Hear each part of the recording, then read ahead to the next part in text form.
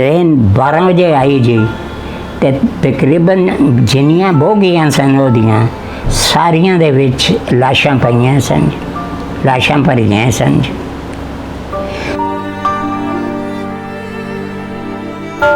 फिर मैं ट्रेन नू अगे फिरोजपुर कैंट जान की बजाय टूवर्ड्स लाहौर चलाया, दरिया दे किनारे ते जी। उत्थे जाके सारे ने जड़ी ट्रेन भी सारी लाशां बाहर सिटियां, पेट्रोल ले आए सिगे जलातियां। क्यों मारे? यही हिंदुस्तान पाकिस्तान की वजह नाल।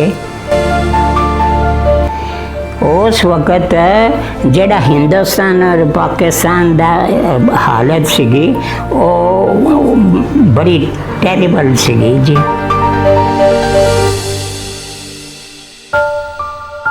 भाई ये दिस इज़ नॉट एडविजिबल कि तुम पाकिस्तान में जाओ और पाकिस्तान में अपने पिता को लेने जाओ।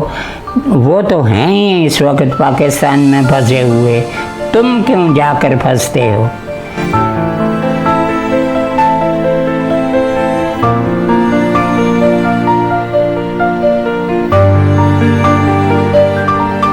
मगर मेरे मन में कुछ ऐसा उचाट आया कि मैं चुप करके गाड़ी में बैठ गया।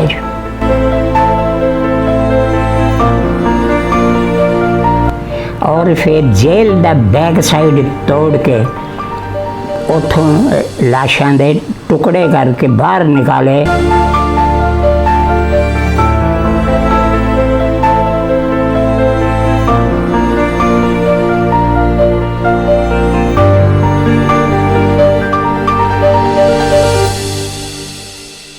देश का विभाजन हुआ और 10 जो झेला बंटवारे का, उसके बाद जो पाकिस्तान से ट्रेन आई फिरोजपुर में, वो ट्रेन पहुंची और उसमें लाशों का जो है अंबार लगा हुआ था।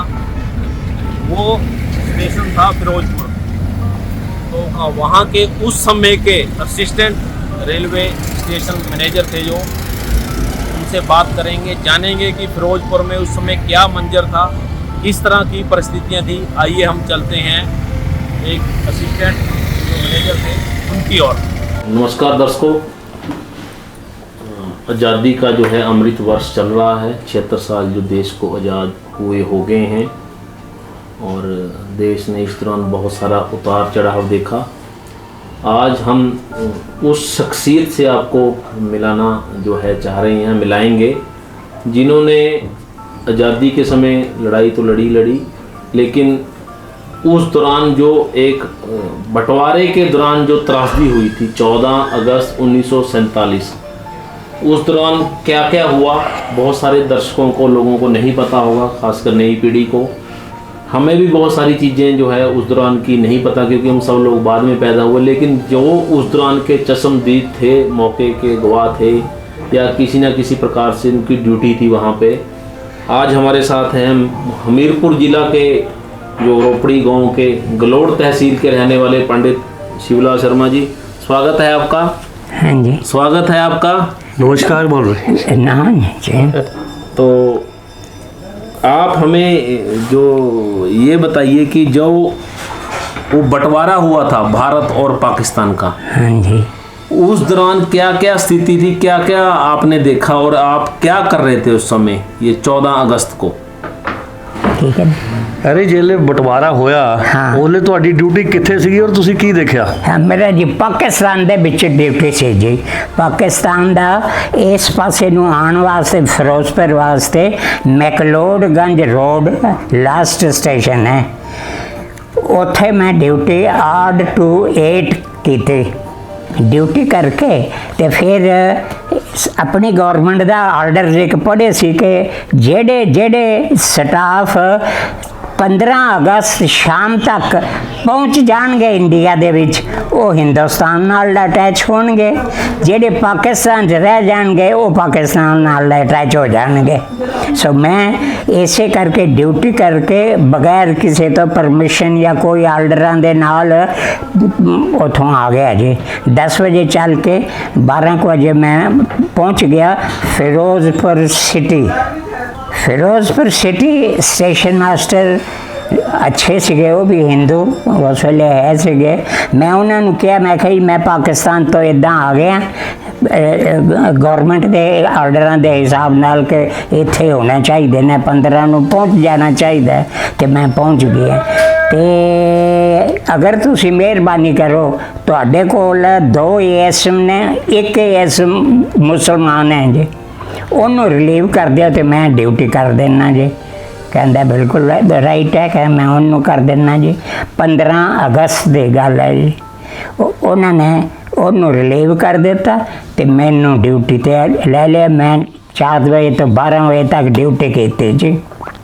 ਬਾਕੀ ਮੇਰੀ ਜੀ ਏਜ ਦੇ ਹਿਸਾਬ ਨਾਲ ਅਗਰ ਇਹ ਕਰੋ ਤੇ ਮੈਂ ਤਰਸੇਮ ਦੇ ਹਿਸਾਬ ਨਾਲ ਬੜੇ ਪਹਾੜ ਦੇ ਵਿੱਚ ਹਿਮਾਚਲ ਪ੍ਰਦੇਸ਼ ਦਾ ਰਹਿਣ ਵਾਲਾ, ਔਰ ਇੱਕ ਬੜਾ ਛੋਟਾ ਜਿਹਾ ਪਿੰਡ ਹੈ ਜੀ ਬਟ ਥਿਕ ਪਹਾੜੀਆਂ ਦੇ ਵਿੱਚ, ਉੱਥੇ ਸਾਡਾ ਇੱਕ ਸੀ। ਲੇਕਿਨ ਪਿਤਾ ਮੇਰੇ ਰੇਲਵੇ 'ਚ ਸੀਗੇ ਜੀ, ਕਲਾਸ 4 ਦੇ ਵਿੱਚ ਐਮਪਲਾਈ ਸੀਗੇ। ਤੇ ਮੈਂ ਉਹਨਾਂ ਦੇ ਕੋਲ ਪਾਕਿਸਤਾਨ ਦੇ 'ਚ 2 ਕਲਾਸ ਤੋਂ ਲੈ ਕੇ 8ਵੀਂ ਤੱਕ ਪਾਕਿਸਤਾਨ 'ਚ ਪੜ੍ਹੇ ਹਾਂ ਜੀ। ਛੋਟੀ ਉਮਰ ਦੇ ਵਿੱਚ ਕਲਾਸ 'ਚੋਂ ਪੜ੍ਹ ਕੇ ਆ ਗਏ। ਬਾਅਦ ਦੇ 'ਚ ਖੇਲਣ ਵਾਸਤੇ ਤਕਰੀਬਨ ਉਹ ਮੁਸਲਮਾਨ ਇਲਾਕਾ ਸੀਗਾ ਬਹਾਵਲ ਨਗਰ।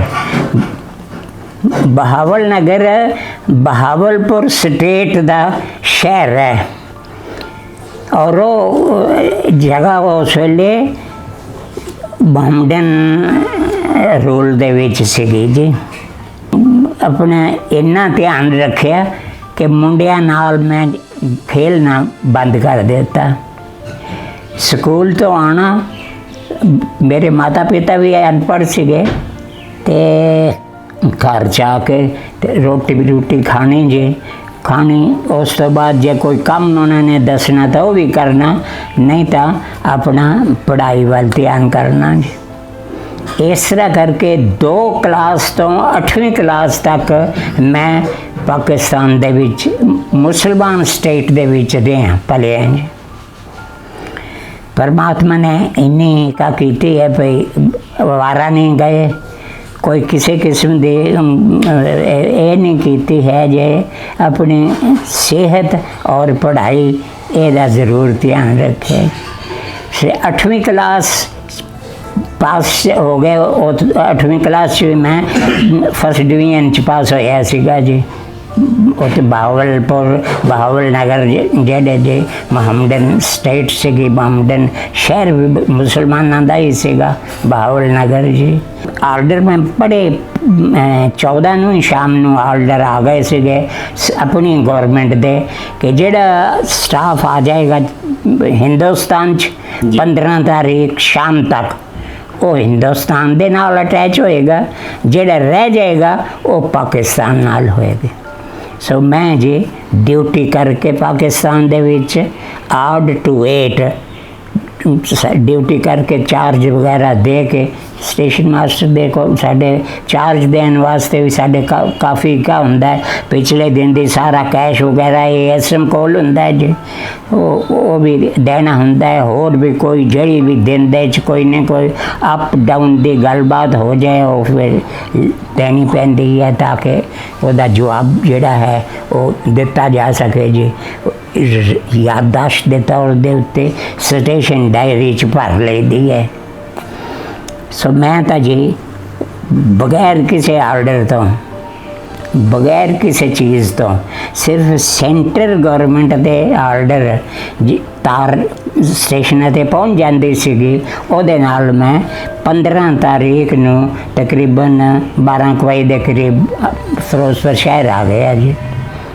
ਉੱਥੇ ਪਾਕਿਸਤਾਨ 'ਚ 8 to 8 ਡਿਊਟੀ ਕਰਕੇ ਜੀ जिस वक्त मैं उत्थे आया तो स्टेशन मास्टर नूं मैं अप्रोच किया, अपना अराइवल रिपोर्ट दे दी। मैं कहा जी लो जी मेरा अराइवल रिपोर्ट भर लो, तो मैं आ तो गए हैं जे, अगर तुसी हिम्मत करो आर्डर तो आए ने हो जे तो मैनू ड्यूटी दे दियो।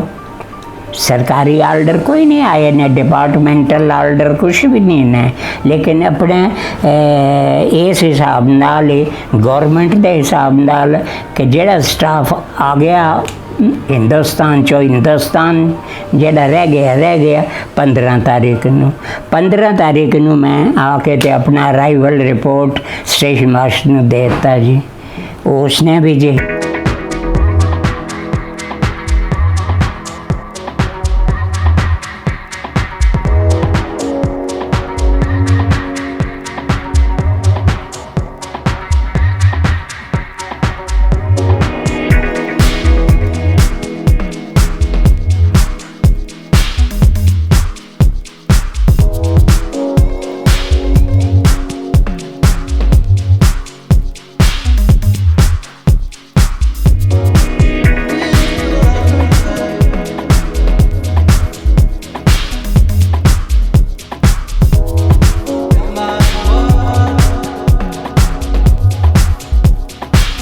हिम्मत की थी।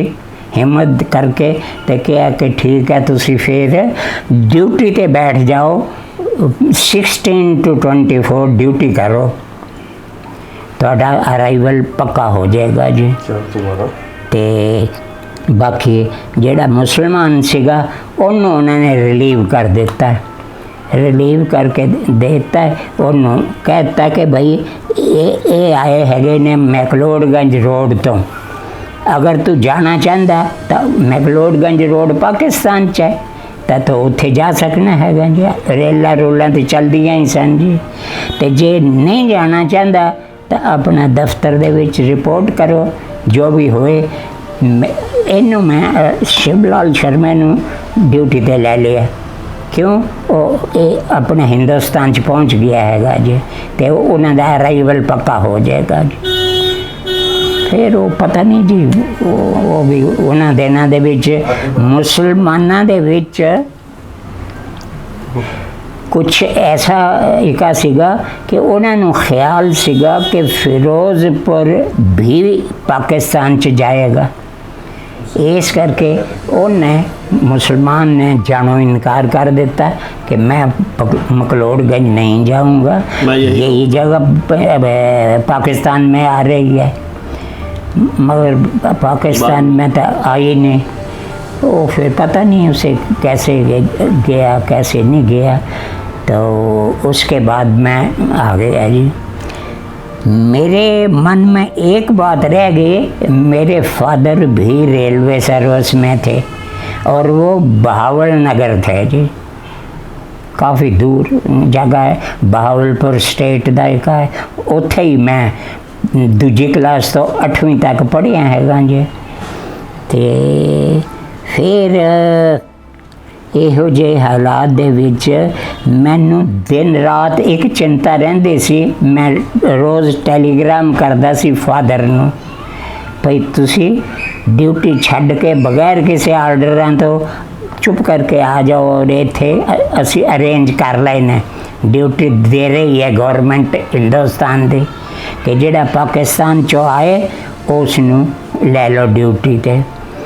लेकिन फादर साढ़े अनपढ़ सीगे तो उन्होंने ड्यूटी करनी है, ड्यूटी करके तो घर चले जाना जे। ड्यूटी भी उन्होंने यार्ड दे गड्डियाँ गुड्डियाँ देखने, यार्ड फोरमैन सीगे तो मेहनत वाली ड्यूटी सीगी, बस वो नहीं आए जी। मैनू फिर फिक्र सतांदा रहा कि उन्हों का की बनेगा। वो भी सारी उम्र सर्विस की उन्होंने बाहर ही, उस तो बाद जो थोड़ा बहुत होंदा है आदमी कमाई करता है वो सब कुछ उन्होंने कोल ही सीगा। उत्थे क्वार्टर मिले सीगा, हर एक चीज़ सीगी। मैं ये कहां पे हुण आ जान तो ठीक है, लेकिन नहीं तो नहीं। मैं डेली 2 टेलीग्राम उन्होंने करता रहे भई तुसी आ जाओ। ਡਿਊਟੀ ਅਰੇਂਜਮੈਂਟਸ ਹੋ ਗਏ ਨੇ ਇੱਥੇ। ਪਰ ਉਹ ਅਨਪੜ੍ਹ ਸੀਗੇ, ਡਰ ਉਹਨਾਂ ਨੂੰ ਇਹ ਸੀ ਵੀ ਸਾਰੀ ਉਮਰ ਮੈਂ ਸਰਵਿਸ ਕੀਤੀ ਹੈ, ਜੋ ਕੁਛ ਵੀ ਕਮਾਇਆ ਹੈ ਉਰਾ ਪਰਾ ਉੱਥੇ ਹੀ ਸੀਗਾ ਜੀ, ਕੋਲ ਕੁਆਰਟਰ ਮਿਲਿਆ ਸੀਗਾ। ਉਹਨਾਂ ਦੀ ਹਿੰਮਤ ਨਹੀਂ ਪਈ ਆਉਣ ਦੀ ਜੀ। ਮੇਰੀ ਡਿਊਟੀ ਸੀਗੀ ਸਵੇਰੇ 8 ਵਜੇ ਤੋਂ 4 ਵਜੇ ਤੱਕ ਜੀ, ਅਤੇ ਤਕਰੀਬਨ 10 ਕੁ ਵਜੇ ਦੇ ਕਰੀਬ ਪਾਕਿਸਤਾਨ 'ਚੋਂ ਗੱਡੀ ਆਉਂਦੀ ਸੀਗੀ, ਇੰਪੋਰਟੈਂਟ ਟ੍ਰੇਨ ਜਿਹੜੀ ਅੱਗੇ ਉਹਦੇ ਡੱਬੇ ਉੱਥੋਂ ਦਿੱਲੀ ਤੋਂ ਬੰਬੇ ਤੱਕ ਜਾਂਦੇ ਸੀਗੇ ਜੀ। ਮੋਸਟ ਇੰਪੋਰਟੈਂਟ ਟ੍ਰੇਨ ਸੀ ਉਹ ਜੀ। ਉਹ ਮੇਰੀ ਡਿਊਟੀ ਦੇ ਵਿੱਚ 10 ਕੁ ਵਜੇ ਦੇ ਕਰੀਬ ਆਉਣੀ ਸੀ, ਲੇਕਿਨ 12 ਵਜੇ ਆਈ ਜੀ, लेट होगी। ਹਾਂਜੀ। ਇੰਤਜ਼ਾਰ ਕਰਦੇ ਰਹੇ ਵੀ ਹੁਣ ਆ ਜੇ, ਹੁਣ ਆਉਂਦੀ ਹੈ, ਹੁਣ ਆਉਂਦੀ ਹੈ, ਕੋਈ ਨਹੀਂ। क्या की है जिस वक्त ट्रेन 12 वजे आई जी, ਤੇ ਤਕਰੀਬਨ ਜਿੰਨੀਆਂ ਬੋਗੀਆਂ ਸਨ ਉਹਦੀਆਂ ਸਾਰੀਆਂ ਦੇ ਵਿੱਚ ਲਾਸ਼ਾਂ ਪਈਆਂ ਸਨ, ਲਾਸ਼ਾਂ ਭਰੀਆਂ ਸਨ। ਅੱਛਾ, ਇਸ ਹਾਲਤ ਦੇ ਵਿੱਚ ਮੇਰਾ ਫਰਜ਼ ਸੀਗਾ ਵੀ ਮੈਂ ਆਪਣੇ ਹੈੱਡਕੁਆਰਟਰ ਨੂੰ, ਫਿਰੋਜ਼ਪੁਰ ਕੈਂਟ ਹੈੱਡਕੁਆਰਟਰ ਸੀਗਾ, ਉਹਨਾਂ ਤੋਂ ਆਰਡਰ ਲੱਗੇ ਭਈ ਦੱਸੋ ਜੀ ਇਹ ਪੋਜੀਸ਼ਨ ਹੈ, ਭਈ ਮੈਂ ਟ੍ਰੇਨ ਅੱਗੇ ਚਲਾਵਾਂ ਜਾਂ ਇਹ ਆਪਣੇ ਕੋਲ ਰੱਖਾਂ। ਪਹਿਲਾ ਸਟੇਸ਼ਨ ਸਾਡਾ ਫਿਰੋਜ਼ਪੁਰ ਸੀਗਾ ਪਾਕਿਸਤਾਨ ਤੋਂ ਆਉਣ ਵਾਸਤੇ। ਉਹ ਟ੍ਰੇਨ ਆਈ ਜੀ, फिर उन्होंने के कंट्रोल ने किया कि ठहर जाओ, अफसर बैठे दे तुहानू दन्ना जी। कोई 10 मिनट बाद मैनू जी उन्होंने किया गाड़ी को चलाओ मत, मिलिट्री आ रही है तुम्हारे पास, उनके जो भी ऑर्डर हों उसके हिसाब से करो तुम जी। मैं ठीक है जी, गड्डी हालांकि बड़ी पैडिंग सीगी गड्डी दे उत्ते जी। शहर दे भी कुछ लोग की आ गए सन, कोई पानी पिला रहा सी, कोई कुछ कर रहा सी, पर जमाने नाल भरी गड्डी जी, कोई बड़ी हो जाई हालत पैदा हो गई जी। खैर जिसले आर्मी आई तो उन्होंने जी आंदे ही आर्डर दिते मैनू कि इनू गड्डी ने तुसी बैग चलाओ जी। फिर मैं ट्रेन नू अगे फिरोजपुर कैंट जान की बजाय टूवर्ड्स लाहौर चलाया, और उन्होंने ऑर्डर किए। मैं फिर यही किया जी तुसी अपना आदमी एक इंजन पे बैठा दियो, एक ब्रेक च बैठा दियो, ताकि जो तुसी चाहते हो वो हो जाए जी, उस हिसाब नाल हो जाए। गड्डी में बैक कराती। उतों फिर दरिया सतलुज है जी, फिरोजपुर तो थोड़ी दूर सतलुज दरिया है। सतलुज दरिया का ये पासा जिहड़ा है वो तो साडा हैगा जी, लेकिन परले पासे पाकिस्तान सीगा, हुण वैसे आ गया वो कोई थोड़ा हिस्सा। उत्थे लाशां भगत सिंह दियां ते 2 आदमी उन्हां दियां जलातियां गईयां सी। जिस वक्त गड़बड़ सीगी ते अंग्रेज़ भी डर गए सन जी।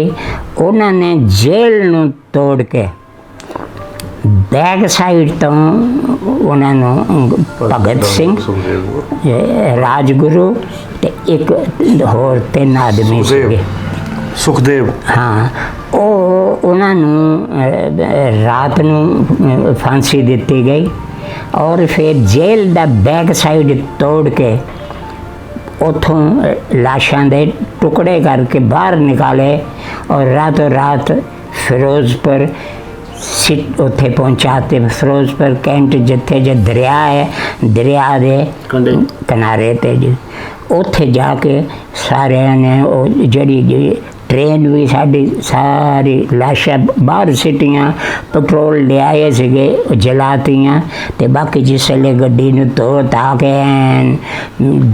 डिसइंफेक्ट करके गड्डी नूं ले आया जी, खाली सी।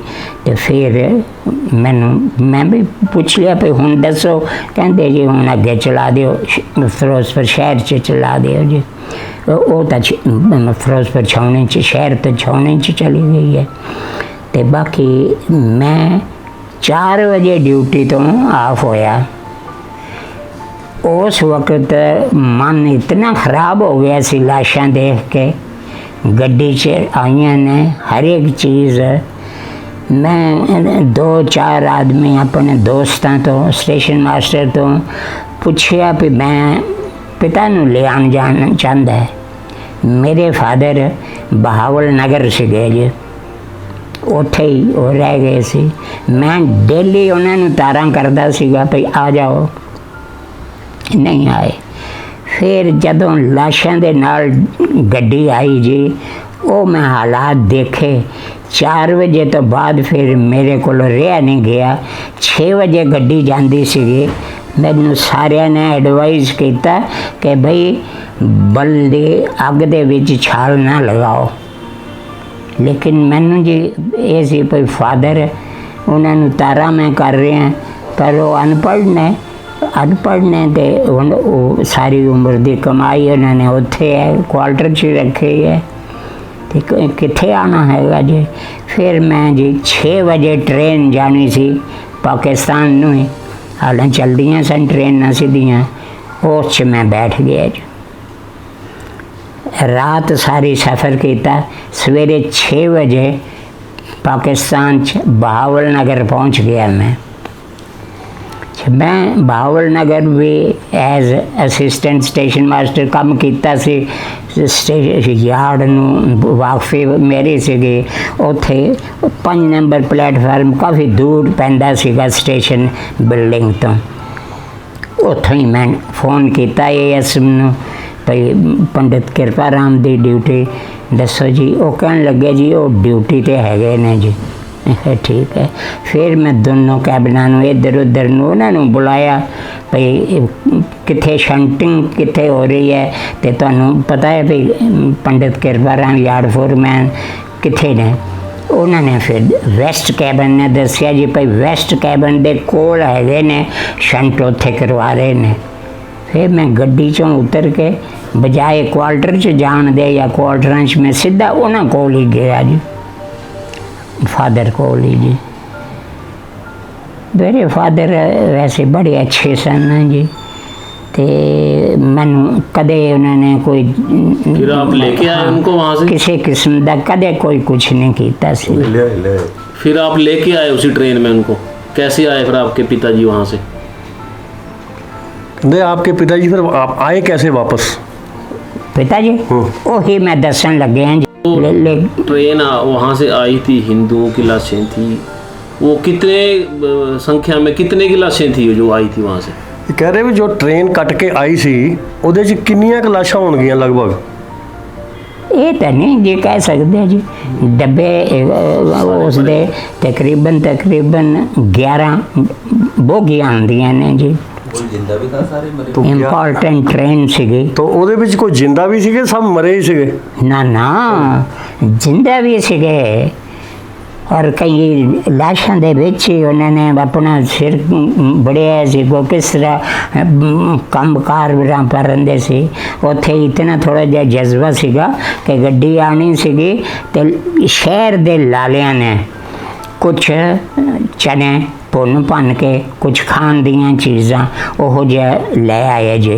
बाल्टियां वगैरह भी स्टेशन ते पहुँचातियाँ भाई गड्डी आ रही है भाई ओहदे च आदमी पाकिस्तान तो आ रहे उन्होंने तो पाकिस्तान दे जे सुन रखिया सीगा तो उत्थे वो पानी तक नहीं पीण नूं दिंदे ने। खूहियां जड़ियां सी उन्हां च भी लाशां सिट दिंदे सी। लेकिन गड्डी आई लाशां सीगियां। जो है वो उनको जो वहाँ से लाशें आई लोग आए तो उनको मार के क्यों भेजा वहाँ से पाकिस्तान से? कह रहे पाकिस्तान से मार के क्यों भेजे हो? हैं पाकिस्तान से जड़ियाँ लाशां आई हो क्यों मारे? लाशां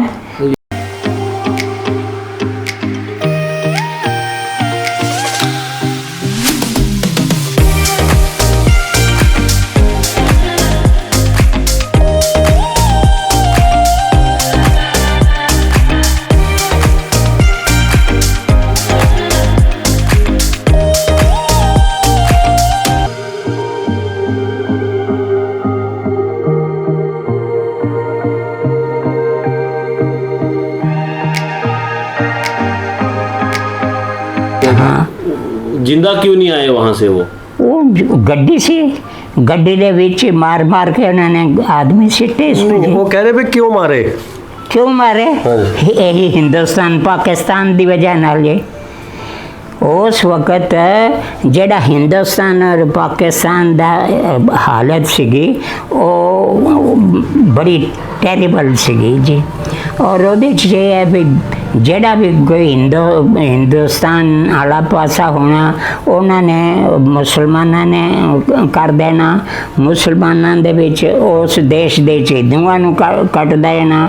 ਇਸ ਕਰਕੇ ਉਹਨਾਂ ਨੇ ਹਿੰਦੂਆਂ ਨੂੰ ਕੱਟ ਕੁੱਟ ਕੇ ਉਰਾ ਪਰਾ ਗੱਡੀ ਦੇ ਵਿੱਚ ਜ਼ਿੰਦਾ ਬੜੇ ਘੱਟ ਜਿਹੜੇ ਬਚ ਬੁੱਚ ਕੇ ਛਿਪ ਕੇ ਆਏ ਉਹ ਹੀ ਆਏ, ਬਾਕੀ ਸਾਰੇ ਕਿਲੇ 9-8-9 ਬੋਗੀਆਂ ਗੱਡੀ ਦੀਆਂ ਸਾਰੀਆਂ ਦੇ ਵਿੱਚ ਜੀ ਲਾਸ਼। किसने उसमें मदद की, जो लाशों को जलाने में, संस्कार करने में किसने मदद की वहाँ पे? ਇਹ ਪੁੱਛ ਰਹੇ ਆ ਵੀ ਜਦੋਂ ਲਾਸ਼ਾਂ ਦਾ ਸੰਸਕਾਰ ਕੀਤਾ ਹਾਂ। ਤਾਂ ਉਹਦੇ ਵਿੱਚ ਕਿਹੜੇ ਕਿਹੜੇ ਬੰਦੇ ਸੀਗੇ, ਕਿਹਨਾਂ ਨੇ ਹੈਲਪ ਕੀਤੀ ਉੱਥੇ? ਉਸ ਵਕਤ ਜੀ ਹਾਲਾਤ ਐਸੇ ਸਨ ਵੀ ਬੰਦਿਆਂ ਦਾ ਪਤਾ ਲਾਣਾ ਪਈਏ ਕਿਹੜਾ ਹੈ, ਹਿੰਦੂ ਹੈ ਜਾਂ ਮੁਸਲਮਾਨ ਹੈ। ਉਸ ਵੇਲੇ ਤੇ ਹਾਲਾਤ ਹੀ ਨਹੀਂ ਸੀਗੇ ਜੀ। ਉਸ ਵੇਲੇ ਹਾਲਾਤ ਇਹ ਸੀਗੇ ਕਿ ਠੀਕ ਹੈ ਜੀ ਹਿੰਦੁਸਤਾਨ ਦੇ 'ਚ ਮੁਸਲਮਾਨਾਂ ਨੂੰ ਮਾਰੋ, ਲੇਕਿਨ ਇੱਥੇ ਕੰਟਰੋਲ ਸੀਗਾ ਜੀ ਮਹਾਤਮਾ ਗਾਂਧੀ ਦਾ। ਉਹਨੇ ਕਿਹਾ ਮੈਂ ਮਰ ਜਾਵਾਂਗਾ ਜੇ ਅਗਰ ਤੁਸੀਂ ਵੀ ਇਸ ਤਰ੍ਹਾਂ ਦੀ ਕੰਮ ਕੀਤਾ। ਪਾਕਿਸਤਾਨ 'ਚੋਂ ਆਪਣੀ ਮਰਜ਼ੀ ਨਾਲ ਜਿੱਥੇ ਮਰਜ਼ੀ ਹੈ ਟ੍ਰੇਨਾਂ 'ਤੇ ਵੀ ਕਰਦੇ ਰਹੇ ਇਸੇ ਤਰ੍ਹਾਂ ਹਮਲੇ ਔਰ ਭੇਜਦੇ ਰਹੇ। ਤੇ ਉਹ ਟ੍ਰੇਨ ਮੇਰੇ ਕੋਲ ਆਈ, ਮੈਂ ਉਸ ਟ੍ਰੇਨ ਦਾ ਆਰਡਰ ਲੈ ਕੇ ਅਫਸਰਾਂ ਤੋਂ ਬੈਗ ਚਲਾਈ ਜੀ, ਬੈਗ ਚਲਾਈ। ਉਹਦੇ 'ਚ ਆਰਮੀ ਵਾਲੇ ਆ ਕੇ ਉਹਨਾਂ ਨੇ ਲਾਸ਼ਾਂ ਬਾਹਰ ਸਿੱਟੀਆਂ, ਬਾਹਰ ਸਿੱਟ ਕੇ ਸਾਰੀਆਂ ਲਾਸ਼ਾਂ ਨੂੰ ਡਿਸਟਰਾਏ ਕਰ ਦਿੱਤਾ ਸਤਲੁਜ ਦੇ ਕਿਨਾਰੇ 'ਚ। ਔਰ ਗੱਡੀ ਨੂੰ ਐਨ ਪੂਰੀ ਤਰ੍ਹਾਂ ਧੋ ਧਾ ਕੇ ਡਿਸਇਨਫੈਕਟ ਕਰਕੇ ਫਿਰ ਲਿਆਏ ਜੀ। ਫਿਰ ਮੈਂ ਗੱਡੀ ਅੱਗੇ ਚਲਾਈ ਜੀ, गाड़ी में अगे चलाते।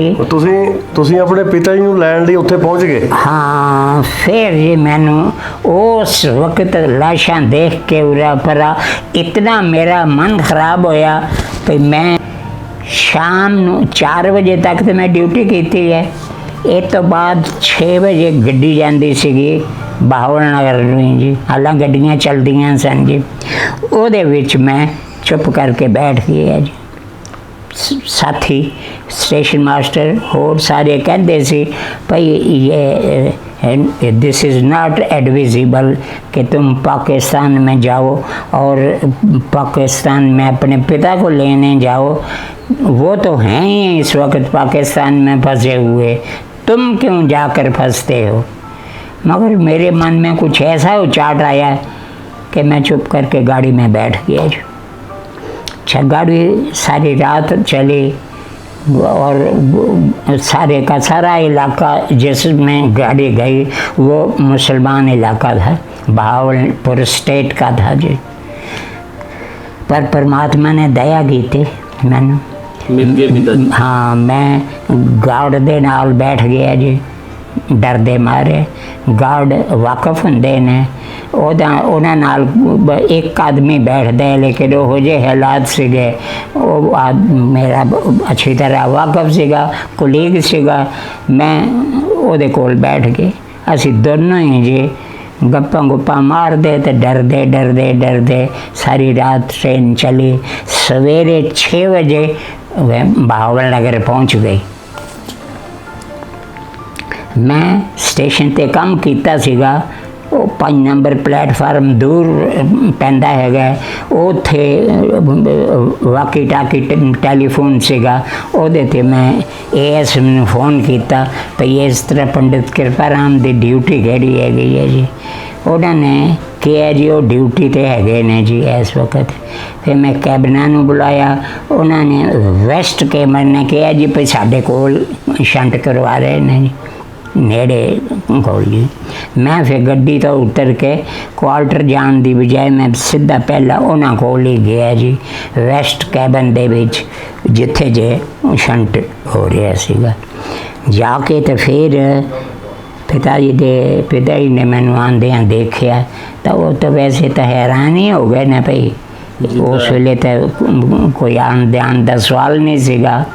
फिर जिसले मैं कोल आया तो हालांकि बड़े पुराने आदमी सन जी और कोई ड्यूटी करने तो किसी किस्म का कोई का नहीं है, ज़्यादा वो चल पड़ ये वो कुछ नहीं जी।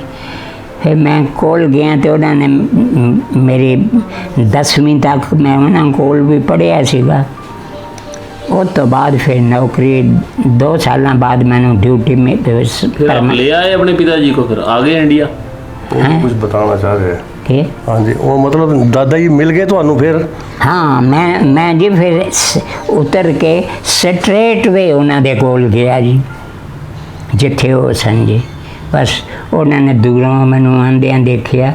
जिस वेले मैं कोल पहुंची पैर लगे बंदे ने तो फिर उन्होंने मुँह जी मैं इन्नी मेरी उम्र हो गई सी, पहली बारी उन्होंने मुँह चो गाली सुनी जी, हराम ज़ादिया तेनू कहने कहा सी कोई बल्दी अग च छाल मारन।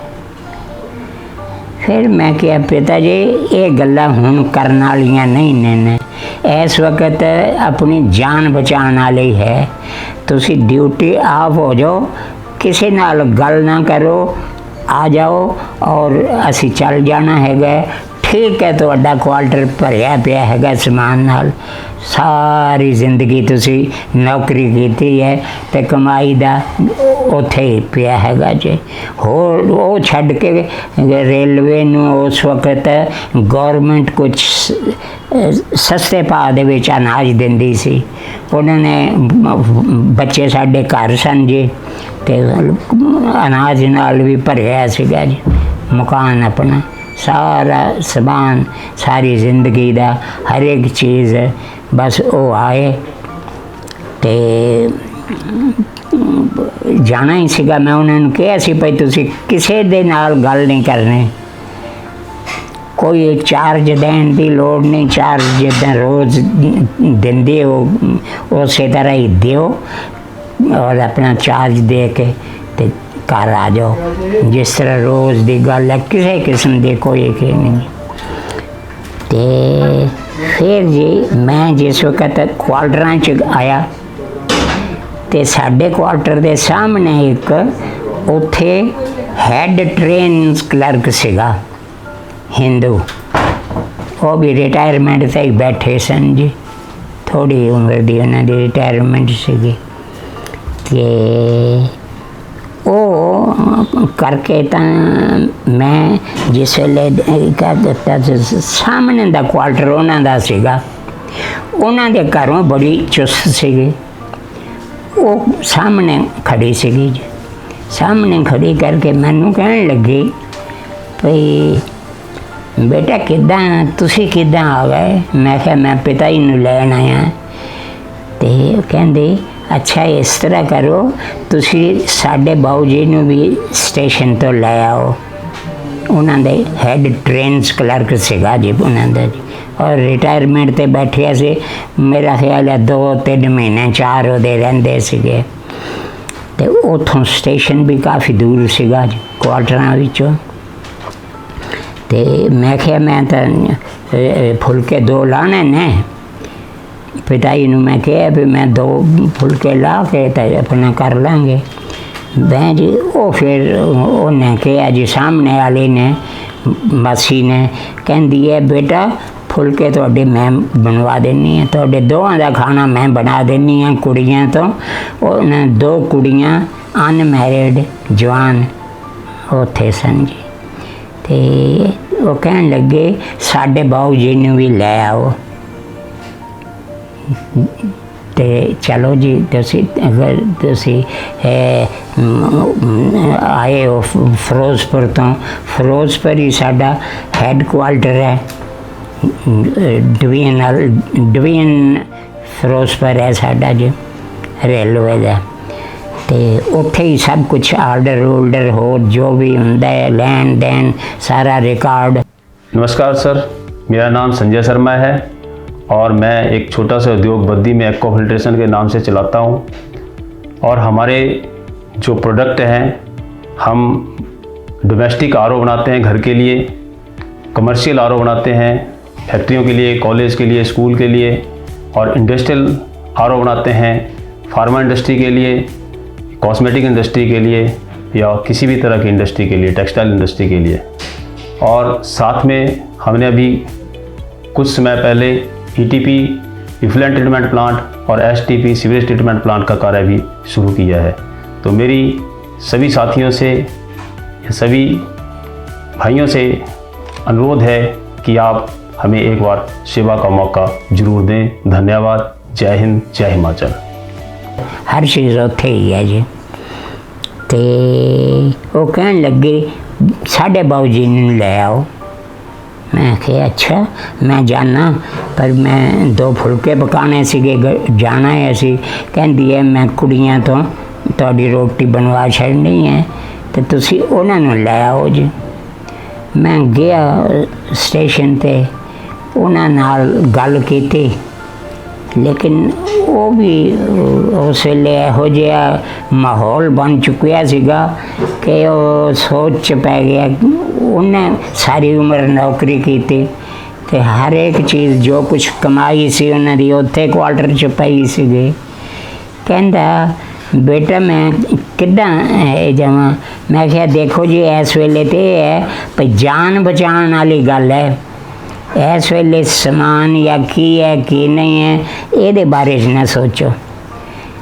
तुहाडी हिम्मत है भाई छड्ड के बगैर आर्डरां तो, बगैर किसी ऑफिशियल कार्रवाई तो तुसी जाओगे, है तो बिल्कुल अनड्यू है। लेकिन इस तो सिवाय इस वेले है ही नहीं। इस वक्त ये चीज़ हो गई है, मैं भी हूँ आया तो अपनी जान दे उत्ते कुर्बान करने वाली गल है। भाई जे तुसी कोई कर बच सकते हो तो बचा लो। 86 में रिटायर होया सी जी।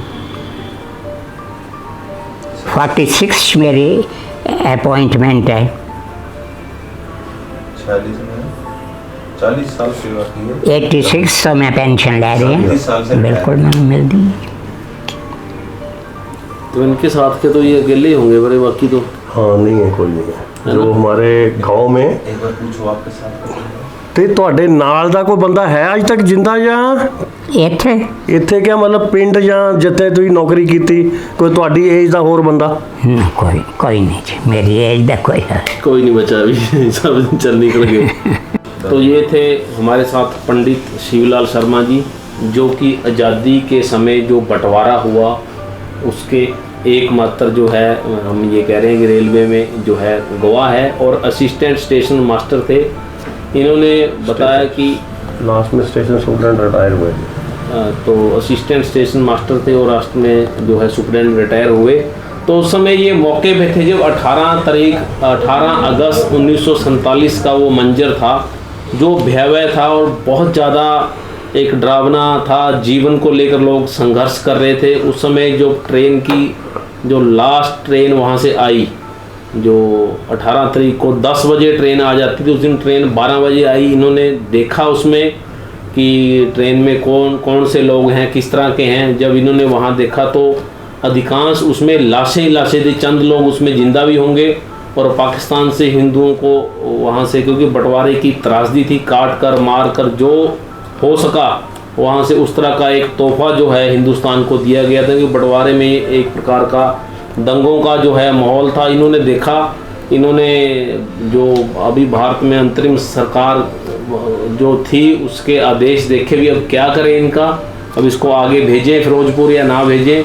तो मिलिट्री जो है उस समय भारतीय मिलिट्री आई। उन्होंने कहा कि आप ट्रेन को 2-3 किलोमीटर पीछे जो है आप ले जाओ, और पीछे ले जाकर जो सतलुज जो है आधी जो है वो भारत में पड़ती है, आधा जो है जो इन्होंने हमें बताया वो पाकिस्तान में है। वहाँ लाशों को कुछ दरिया में फेंक दिया गया, कुछ को पेट्रोल डीजल लगा के जो है आग लगा दी गई। ट्रेन को फिर साफ भी किया गया। इस दौरान जो लाशों को ठिकाने लगाने में जो है राष्ट्रीय स्वयंसेवक संघ के कार्यकर्ता, इन्होंने बोला जो स्वयंसेवक आए उन्होंने मदद भी की, खाने पीने को जो जिंदा थे उनको वो भी दिया।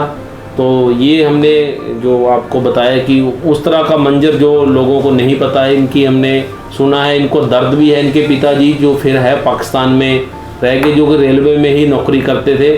हालांकि इनको सबने कहा कि आप वापस मत जाइए, जो हो गया वो जिंदा भी है। वो इन्होंने बताया कि वो अनपढ़ थे, ये टेलीग्राम वहाँ से भेजते रहे, लेकिन फिर कुछ दिन बाद इनको आया कि नहीं, जिस पिता ने मुझे जन्म दिया है मैं उनको लेकर ही आऊँगा। फिर ये अपनी जान पर खेल के वहाँ पहुँचे, पिताजी से संपर्क किया। पिताजी ने भी इनको वहाँ पे कोई शाबाशी नहीं दी, डांटा कि तू बढ़ दी आगे से फिर पैर रख देता, यानी कि तू जलती हुई आग में मुझे लेने आ गया, तू अपना सोच। ये कहते नहीं, मैं आपको लेकर ही आऊँगा। फिर ये उसके बाद अपने पिताजी को वहाँ से लेके आए और साथ में वो जो पड़ोसी थे उनकी 2 यंग बेटियां और लेडीज आई, लेकिन वो बाबूजी जो थे वो नहीं आए, वो अड़ गए कि हम नहीं आएंगे। जो इनके दोस्त थे, हाँ, जो इनके जो हमारे दादाजी के घर के सामने वाले जो घर था, जिसमें बता रहे थे कि एक लेडीज़ थी, उसकी 2 यंग लड़कियां थी, बिल्कुल मैरिज की उम्र थी उनकी। तो वो लेडीज जरा तेज थी, तो उसने बोला कि अगर बाबूजी को भी ले चलो। जब उन्होंने बाबूजी ने मना कर दिया कि मैं नहीं जाऊँगा, उन्होंने ये अलाउड किया आप इनको ले जाओ, बेटियों को उनकी मदर को, अपने फादर को ये लेके फिर अगले दिन शाम को ट्रेन में बैठ के छुपते छुपाते गार्ड के डिब्बे में कोई जगह होती जहाँ कोई भैंस बकरी ले जाने वाली जगह होती, वहाँ कह रहे हम छुप छप के तो फिरोजपुर कैंट मतलब फिरोजपुर सिटी ये पहुँच गए, इंडिया में आ गए। तो वहाँ आके फिर जो वो लेडीज़ थी उनको तो इन्होंने सिटी कैंट भेज दिया, वो वहाँ खाली क्वार्टर थे वहाँ रहने के लिए। फिर ये बताते हैं कि अभी कुछ याददाश्त भी कमज़ोर है, कोई चीज़ें भूल भी जाते हैं। तो ये इन्होंने हमें ये बताया था आज से कई साल 10, 15, 20 साल पहले, उन्होंने ये बताया था कि वो जो बाबूजी थे वो उसके जिस दिन ये लेके आ गए 19-20 तारीख को उनको वापस अपने फादर और उनकी वाइफ और बेटियों को, उससे 20-25 दिन बाद वो बड़ी हुई दाढ़ी और पत्नी 20-25 दिन के भूखे, मतलब पैदल, कहते दिन को उन्होंने सरकंडों में छुप जाना और रात को पैदल रेल पटड़ी के किनारे किनारे चलते हुए को 20 दिन के बाद वो वहाँ पहुँचे मरने की हालत में। लेकिन ये है वो भी पहुँच गए थे, बच गए मरने से, वो काट पीट से वो बच गए। ये इन्होंने हमें आज से 15-20 साल, जब इनकी याददाश्त भी बिल्कुल ठीक थी सब थी, तो उस टाइम यही बताया था इन्होंने। तो ये तरसेम शर्मा जी जो इनके बड़े बेटे हैं, तो शर्मा जी कुछ और संस्मरण देखो, अब इनकी याददाश्त उस तरह को और चीज़ जो आप हमारे दर्शकों को, तरसेम शर्मा जी बद्दी में उद्योग चलाते हैं, कुछ और चीज़ जो हमारे दर्शकों को बताना चाहते हैं, क्योंकि इनकी स्मृति जो है धूमिल हो गई है, और कुछ और चीज़ें जो आप इससे जुड़ी हुई। ये हमें ये भी बताते थे कि जब वो ट्रेन आई और वो ट्रेन आने के बाद ये अपने बड़े अफसर को इन्होंने बताया कि हम क्या करें अभी। तो उन्होंने पहले तो होल्ड किया इनको, 15-20 मिनट ऑर्डर आए कि मिलिट्री आ रही है और वो आपको जो भी निर्देश देगी आपने वैसे ही करना है। तो मिलिट्री के आने से पहले जब उनको आदेश आया और मिलिट्री के आने से पहले वहाँ लोकल बाज़ार में जो हमारे RSS के कुछ कार्यकर्ता थे वो आए, कुछ चने और पानी और खाने पीने का सामान लेके। तो उन्होंने मिलिट्री को काफ़ी ज़्यादा असिस्ट किया, पूरा असिस्ट किया ताकि वो करें। बाकी हम आज की डेट में यंग जनरेशन यही जानते कि आज़ादी मिली, 15 अगस्त है, तिरंगा फहराना है, आज़ादी मिल गई है, लेकिन उसके पीछे क्या भयानक दृश्य थे, कितनी मारकाट हुई, कितने बंदों ने अपनी जान खोई, वो तो ये हम कुछ लकी हैं कि चलो इन्होंने हमें बताया, नहीं तो हमें भी कहाँ पता लगना था। जैसे हम जनता को नहीं पता, हमें भी पता लगना था, इन्होंने तो सारा कुछ अपनी आंखों से देखा है। तो आज से कुछ साल पहले जब इनकी अच्छी याद आती है हमें बताया करते थे। कुछ और चीज़ कुछ खास जो आपने इन्होंने अपने जीवन की आपको बताई हो? जीवन की यही है कि इनके साथ प्रॉब्लम ये हुई कि जो इनके रियल मदर थे, ये जब 3 महीने के थे तो इनकी रियल मदर की डेथ हो गई। गांव का माहौल क्या होता है कि बारिश आ गई तो जन्म हुआ इनका, तो जन्म के बाद आगे बरसात का मौसम था, बारिश आ गई, बारिश आई तो सारे जो गेहूँ है जी बाहर पड़ा है जी, वो तूड़ी पड़ी है, पशुओं को चारा पड़ा है। तो इनके जो मदर थे, जो हमारे दादी जी थे, वो बारिश में सारा धोते रहे सामान कि ताकि बारिश बच जाए। लेकिन वो जो इन्हें करना था, वो जो बारिश में इतना भीगे, एक तो बच्चा हुआ था 3 महीने का, और इतना ज़्यादा भीग गया कि वो चल बसा। ये भी इनके साथ एक तरह से थी। और जो सबसे ज़्यादा एक जो इन्होंने चीज़ हमें बताई थी, आज की डेट में पता नहीं कोई इस चीज़ पे विश्वास करेगा कि नहीं करेगा, इनको जो इनकी दादी जी थे, हमारे फादर के दादी जी, तो उन्होंने पाला। जब उनके एक्चुअल मदर मर गए तो उन्होंने इसको पाला। तो अब ये छोटे थे तो रोकते थे दूध के लिए। आजकल तो मुंह में डालने के लिए निप्पल विप्पल काफ़ी थे, पहले नहीं होते थे। ये बताते हैं, कहते हैं भी जब माँ इनकी दादी ने इनको अपने छाती पे लगाया तो उनके दूध आ गया था। ये भी इन्होंने हमें बताया था कि इनके दादी ये थे, उनके दूध आ गया था, ताकि मतलब इनकी अब ऊपर वाले की मर्जी हुई कि इनकी सेटिस्फेक्शन करने की। ये भी इन्होंने हमें इस टाइम में बताया था कि वैसे। तो हमें बड़े भाग्यशाली हम कभी तक इनके साथ बैठे हुए हैं। और बच्चे कितने हैं आपके भाई बहन? हम 4 बहनें हमारी और हम 2 भाई हैं। 3 बहनें मेरे से बड़ी हैं, मैं हूँ, एक भाई और एक मेरी बहन मेरे से छोटे हैं। सारे मैरिड हैं, सब अपने घरों में खुश हैं और इनकी दया दृष्टि है, कृपा है, ये परिवार सारा सुखी है। और हम भी आज की डेट में बद्दी में बैठे हुए हैं। ये हमारे भाई साहब हैं, वो सारे भाई, इनकी सबकी तरक्की से, इनके आशीर्वाद से सब कुछ सही चल रहा है। बोलिए। नमस्कार, मैं अल्टीमेट साइनेज इंडस्ट्री बद्दी में जो है साइनेज का यहाँ पे मैन्युफैक्चरर हूँ। यहाँ पे हम हर तरह की, हर कैटेगरी के जो भी साइनेज बनते हैं, इंडोर, आउटडोर, कमर्शियल, इंडस्ट्रियल और बहुत सारे टाइप की, जो हम लोग यहाँ पे हर रेंज के साइनेज बद्दी में बना रहे हैं। इन हाउस में हर तरह की हमारी न्यू टेक्नोलॉजी की मशीनें लगी हुई है। तो जो आज की डेट में जिस प्रोडक्ट की ज़्यादा डिमांड है वो है कि यहाँ आपके हर दुकान के लिए, शोरूम के लिए या आपके बिजनेस के लिए सबसे पहले फ्रंट में जितने भी साइनेज लगते हैं उस कैटेगरी के नए टेक्नोलॉजी के साइनेज हम बना रहे हैं यहाँ पे। तो आप इसमें हमारे पास सारे ही LED के साइनेज होते हैं। इसमें आप देख रहे हैं कि इस तरह की जालियाँ बना रहे हैं हम लोग यहाँ पे। ये जालियाँ तो चलो नॉर्मल है और फिर भी हमें काफ़ी ड्यूरेबल है ये भी। इसके बाद हम जो है एक नेम प्लेट जो आती है और SS की नेम प्लेट्स आती है इंग्रेविंग टाइप की, ये भी कर रहे हैं। 3D साइनेज है, SS के हैं या एक्रेलिक के हैं या एल्यूमिनियम चैनल्स हैं। इस तरह काफ़ी कैटेगरी के जो है आपको यहाँ पे मिल सकते हैं। जिस भी कैटेगरी की आपको चाहिए हो, आप बद्दी में हमारा एक यहाँ ऑफिस है, यहीं पे हम मैन्युफैक्चरिंग कर रहे हैं और इसके साथ साथ ही अभी हम एक लेबलिंग भी कर रहे हैं यहाँ पे। तो DVN के साथ साथ हम पूरे हिमाचल पे अपनी सर्विस दे रहे हैं। काफ़ी गवर्नमेंट सेक्टर में हम काम कर रहे हैं। तो मेरा आप लोगों से अनुरोध है कि जिस किसी भी व्यक्ति को, किसी भी ऑर्गेनाइजेशन को, किसी भी इंडस्ट्री को या किसी को भी एक अच्छे साइनेज चाहिए हो तो हमारे से संपर्क करिए। मेरा नंबर है 9816 12517। मैं आपको जो है मैं कुछ आपको साइनेज का जो हम काम कर रहे हैं कुछ है यहाँ पे जो भी है वो आपको सैंपल दे रहा हूँ। आप उनका जो है देख सकते हैं।